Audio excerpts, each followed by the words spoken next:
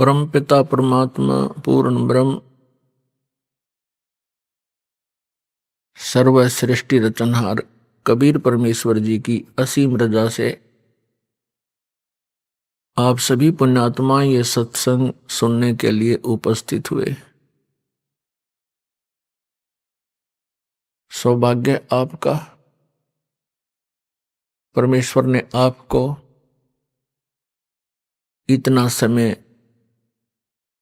परमात्मा की चर्चा सुनने के लिए दिया।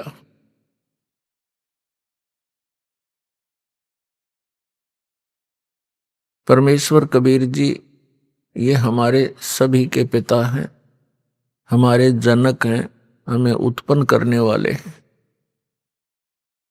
और हम यहाँ आगे इस काल के जाल में, काल के लोक में हमसे बड़ी भारी भूल बनी और अपने किए का दंड आज तक हम भोग रहे हैं। अपने पैर पे हमने स्वयं कुहाड़ा मार रखा है। अब वो दयालु परमात्मा हमारे लिए भटक रहे हैं, यहां आते हैं, अपना ज्ञान कराना चाहते हैं, हमें ये बताना चाहते हैं कि आप यहाँ के वासी नहीं हो, ये लोक ठीक नहीं है, यहां आप स्थायी नहीं हो। लेकिन आप जी ने इसका कोई विकल्प नजर आया नहीं। आप जी ने इसी व्यवस्था को अंतिम मान के, इसी की अपनी मर्यादा बना के और यहां जन्मते मरते रहते हो, कष्ट पे कष्ट उठाते रहते हो। और कोई भी व्यक्ति नहीं चाहता मैं दुखी हूं, कोई नहीं चाहता मेरी मृत्यु हो, कोई नहीं चाहता मैं वृद्ध हूं, और सारा कुछ हो रहा है। हम देख भी रहे हैं कि सभी वृद्ध हो रहे हैं, सबकी मृत्यु हो रही है और कष्ट भी हो रहे हैं, और फिर भी हम ये सोचते हैं हमें नहीं होने चाहिए। ये अच्छे से नहीं लगते। वृद्धावस्था सबसे बड़ा कहर है इस प्राणी के ऊपर। और जो परमात्मा कबीर जी की शरण में आ जाते हैं इस दयालु भगवान की भक्ति से, इनको बहुत सहारा मिलता है। वृद्धावस्था में शरीर में रोग कम होते हैं और परमात्मा की भक्ति के सहारे इनका शरीर ठीक चलता रहता है। और जो परमात्मा कबीर जी की शरण में नहीं आते हैं वो वृद्धावस्था के अंदर एक महान कष्ट को भोगते हैं। हम रोगी हो जाएं तो भी हम स्वीकार कर रहे हैं, और वृद्ध हो जाएं तो भी हम कोई दिक्कत नहीं। लेकिन जब मृत्यु का टाइम आता है, मृत्यु का नंबर आता है, तब हमें अच्छा नहीं लगता। क्योंकि मुश्किल से सारा जीवन लग के तो एक परिवार बनाया, फिर एक घर बनाया, करीब चालन की तैयारी होगी। बताइए कोई सांग होया? ये क्या व्यवस्था, खा के ये व्यवस्था, और ये पता है ये कंपलसरी होगा। तो इसका कारण क्या है? हम चाहे कितने दुखी हैं, मृत्यु नहीं चाहते। क्यों नहीं चाहते?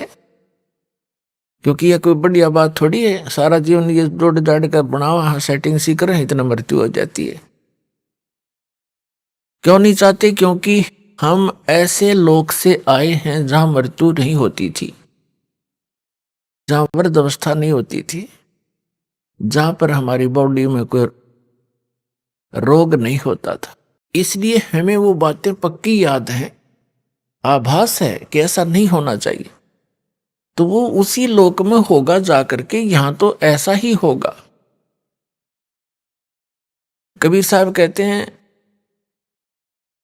साथी हमारे चले गए, हम भी चालन हारे,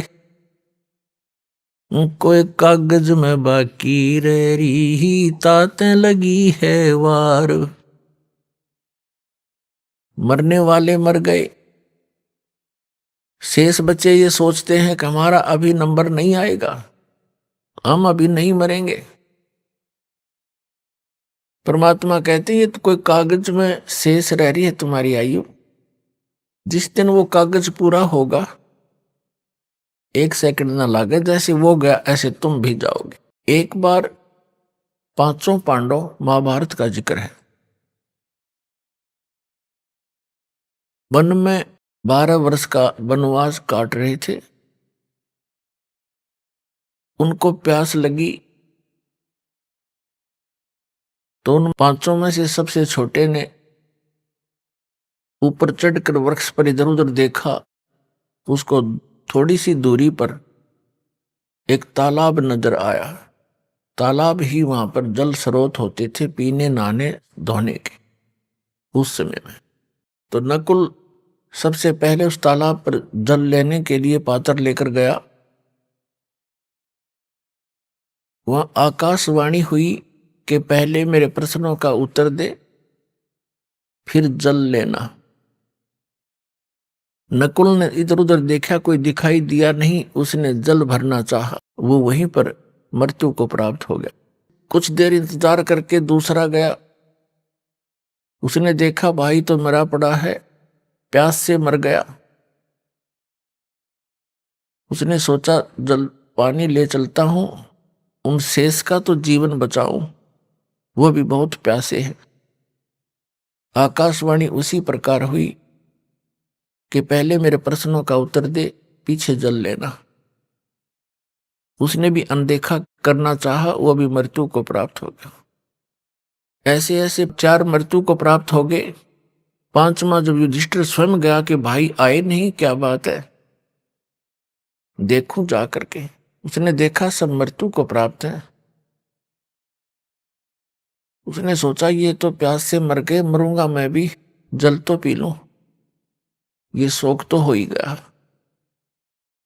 उसने भी पात्र उठाने की चेष्टा की जल के लिए, तभी आकाशवाणी हुई कि मेरे प्रश्नों का उत्तर दे, बाद में जल लेना, नहीं तो तेरे भाइयों जैसी हालत तेरी हो जाएगी। और यदि तो मेरे प्रश्नों का उत्तर दे देगा, तेरे भाइयों को भी जीवित कर दूंगा। युधिष्ठिर ने कहा कि बोल कौन है तू, कहां, दिखाई तो दे नहीं रहा। तो उनमें से एक प्रश्न था कि इस संसार में सबसे बड़ा आश्चर्य क्या है।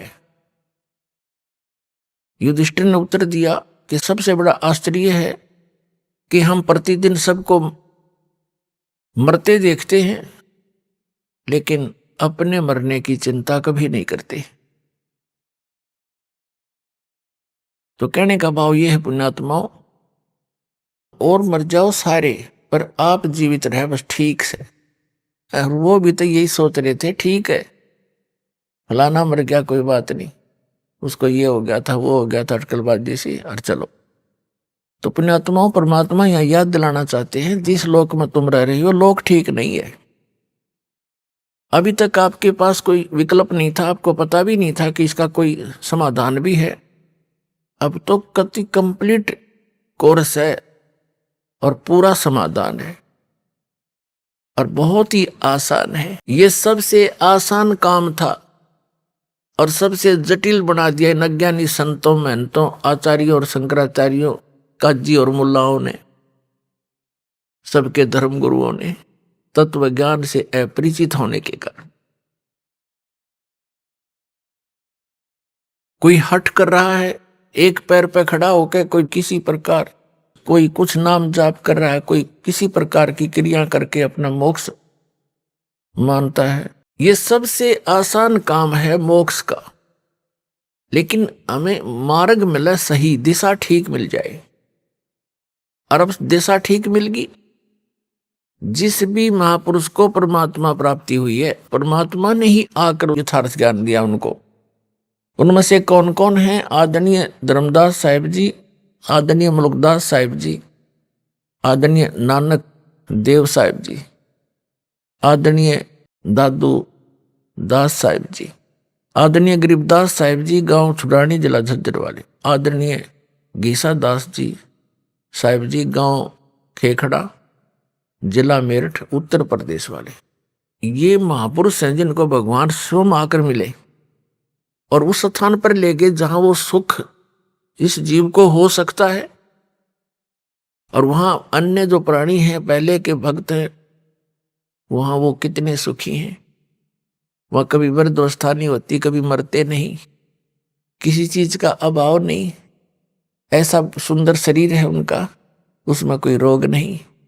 तो वो परमात्मा ने अपने गवाह बनाकर वापस छोड़े। इनके अतिरिक्त और किसी को भगवान नहीं मिला, जिस कारण से उनका विधान, उनके सिद्धांत, उनके अनुभव की जो वाणी है वो इन संतों से नहीं मेल खाती।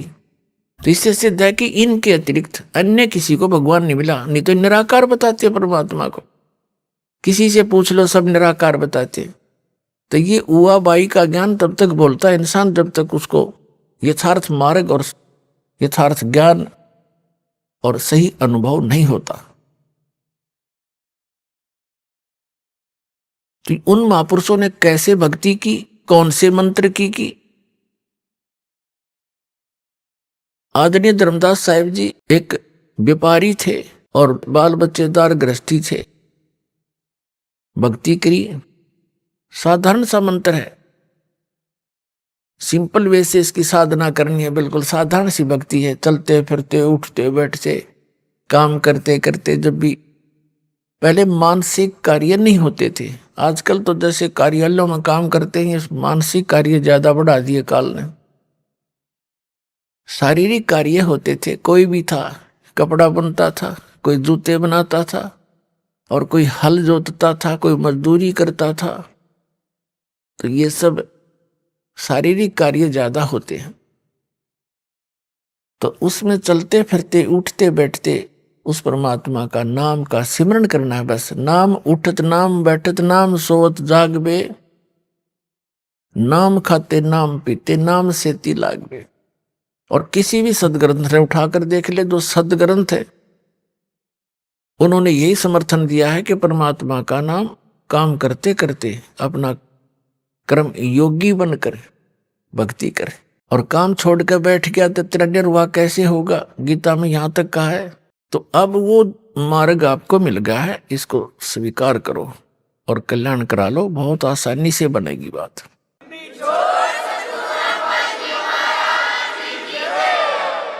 अब क्या बताते हैं परमात्मा के साथी हमारे चले गए, हम भी चालन हार, कोई कागज में बाकी रह रही, तात लगी है वार।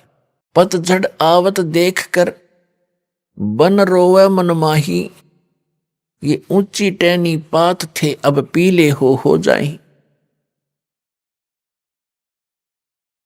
पात झड़नता ये कहे सुन भई तरवर राय, अब के बिछुड़े नहीं मिले ना जाने कहां गिरेंगे जाए। तरवर कहता पात से सुनो पात एक बात, यहां की यह रीति है एक आवत एक जात। परमेश्वर कबीर जी ने अपनी प्यारी आत्माओं को तत्व ज्ञान समझाने के लिए भिन्न भिन्न प्रकार के फार्मूले अप्लाई किए हैं कि ना जाने किसके कौन सी बात चुभ जा और जीवन बदल जाए उसका। अब जैसे कुएं में बाल्टी गिर जाती है, गांव में तकरीबन कुएं अब भी विद्यमान है, पहले सभी जगह कुएं ही हुआ करते थे, ये हैंडपंप वगैरह यंत्र नहीं थे। और पानी बहुत गहरे हुआ करते थे, 100 फुट नीचे जल प्राप्त होता था जमीन में। उसकी निकालने के लिए एक पात्र बाल्टी होती थी और एक लंबा रस्सा बांध कर उस कुएं में डालते थे, फिर उसको खींचते थे, 2-3 लग के 100 फुट तो खींच के ले जाना पड़ता था, तब जल प्राप्त होता था। और कभी वो रस्सी टूट कर बाल्टी कुएं में गिर जाती थी, उसको निकालने के लिए क्या फार्मूले अपना रखे थे कि 15, 16, 20 हुक इकट्ठे बांध कर उल्टे सुलटे नो करके ऐसे करके उनको रस्सी से बांधकर गुच्छा सा बनाकर और कुएं में डाला जाता था और ऐसे घुमाते थे तो वो बाल्टी एक हुक में उलझ जाती थी, उसको बाहर खींच लेते। वैसे तो एक हुक भी पर्याप्त था उसको निकालने के लिए, लेकिन ज्यादा इसलिए डाले जाते हैं कि एक तो इधर उधर घूम जावे, ना लगे उसके कितने फिट ना हो, उड़ जाए नहीं। और 20-22 ऐसे डाल दिए, कोई से मत उड़ जाएगी वह। तो पुण्यात्माओं उलझीर वो बाहर आई। तो यहां हम काल के कुएं में पड़े हैं। परमात्मा ने इतना ज्ञान बोला है, ऐसे वचन बोले हैं, ना जाने किस आत्मा को और कौन सा वचन खटक गया, उसी से उद्धार हो गया। उलझ गया उसमें, वो उलझ गया तो निकल गया। तो क्या बताते हैं,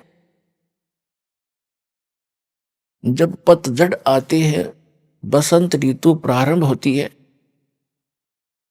कहते हैं सभी वृक्षों के पत्ते पीले हो होकर गिर जाते हैं। तो उस समय ये का वर्णन बताते हैं, हमारे ऊपर लागू करके बताते हैं कि जैसे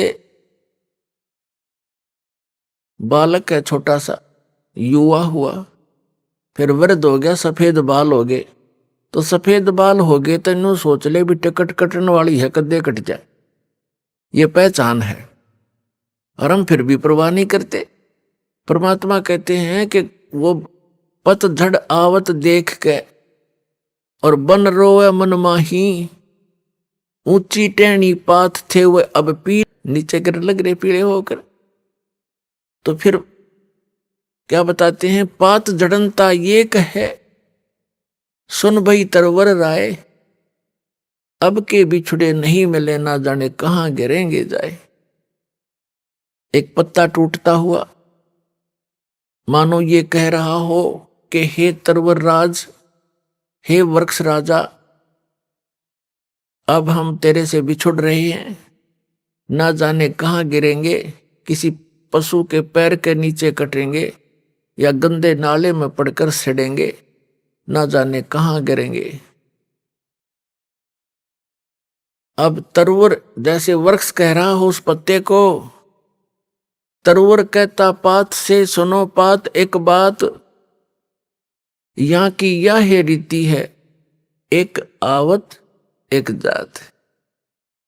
जैसे पत्ते झड़ गए पतझड़ के दौरान, तुरंत ही छोटी छोटी कोपल फूट आती है उस वृक्ष पे, और 10 दिन 20 दिन महीने के बाद फिर वो हरा भरा हो जाता है। और जो पहले ऐसे ही फूटे थे, पत्ते बन गए थे, एक वर्ष उन्होंने फड़फड़ फड़फड़ कर लिया, और एक पीले होकर टूट के वो भी अब विनाश को प्राप्त हुए। ऐसे ही वो टूट कर गिरे, छोटे छोटे पत्ते फिर फूट आए कोपल, और वो भी पत्ते बन जाएंगे, एक वर्ष के बाद वो भी ऐसे ही विनाश को प्राप्त हो जाएंगे।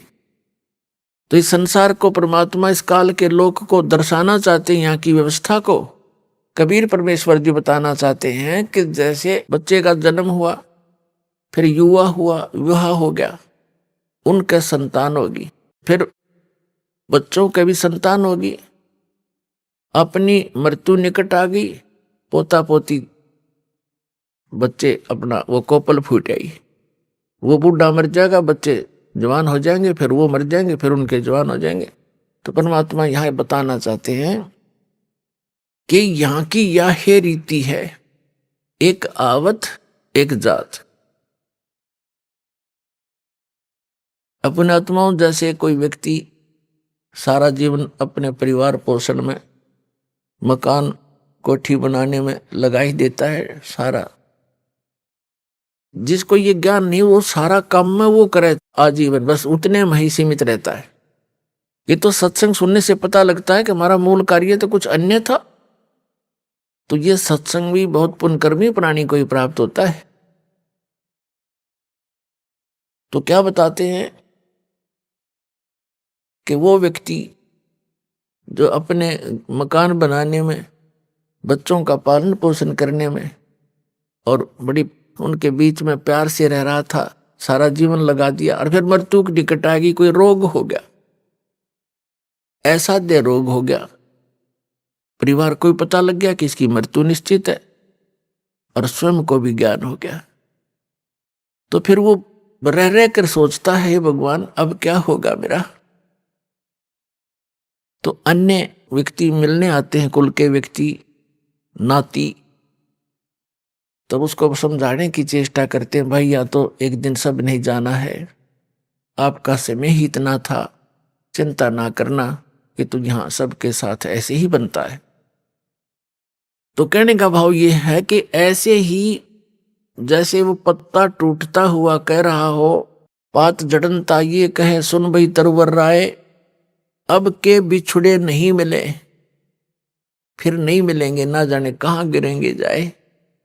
तरवर कहता पात से सुनो पात एक बात, यहाँ की तो यह रीति है, एक आवे एक जात। तो ऐसे स्थान पर आप कितने निर्भय होकर रह रहे हो और क्या क्या बकवादें करते हो सारे जीवन में, बगैर ज्ञान के कुबद की जाती है। जिस इंसान को यह पता लग गया तेरी मृत्यु निकट है, वो करके दिखाओ नाचा गाई और